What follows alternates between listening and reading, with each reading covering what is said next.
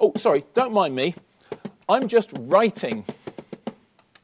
See, this is the problem with making films about people writing, is that in the end, you get a lot of this. Okay, you could do it rather more cinematically, so rather than using a poncy old netbook, I'd be using a Smith Corona typewriter, which is kind of old-fashioned and looks really nice. But the problem is the same. You're still going to end up with lots of shots of people essentially doing this. You see, the problem with writing, not very cinematic, is it? Take, for example, the case of Howl, new movie out this week, which tells of the story of the writing of Alan Ginsberg's epic poem and the subsequent obscenity trial. Now, some of the action takes place in a courthouse, which we all know is very cinematic. And at the centre of the movie, we have a terrific performance by James Franco, who really gets the sound of Ginsberg's distinctive voice bang on. Howl. I saw the best minds of my generation destroyed by madness, starving, hysterical, naked.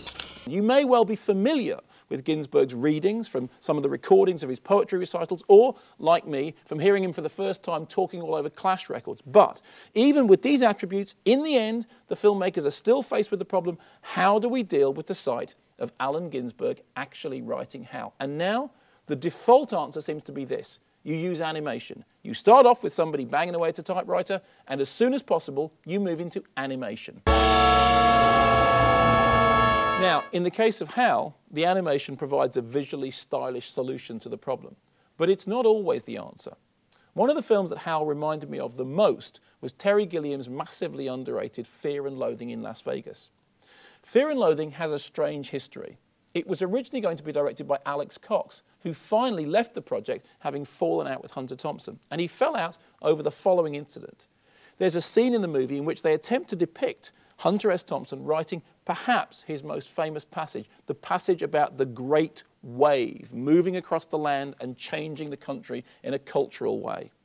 What Cox wanted to do was to actually have an animation of a great wave sweeping across the country with Hunter Thompson himself surfing on the top of it. Now, according to all accounts, this is the point where Thompson drew the line. He said, no, that's my most famous and important passage, and I don't want to see it animated, because somehow he felt that animation would undermine the seriousness of his writing. In the end, Terry Gilliam simply settled for Johnny Depp doing a very good impression of Hunter Thompson, sitting at a typewriter, doing this while we hear Thompson's prose narrated in voiceover. It works, but would it have worked better if we'd actually seen the animation?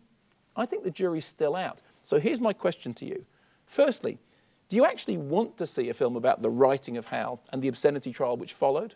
And secondly, what's the best film you've ever seen that manages to solve the problem that watching someone write is in the end kind of boring?